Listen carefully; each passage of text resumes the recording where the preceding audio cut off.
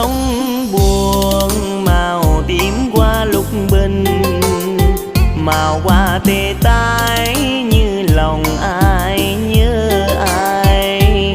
Người đi đã không quay lại, còn đâu bao kỷ niệm bao tháng ngày tình đậm sâu.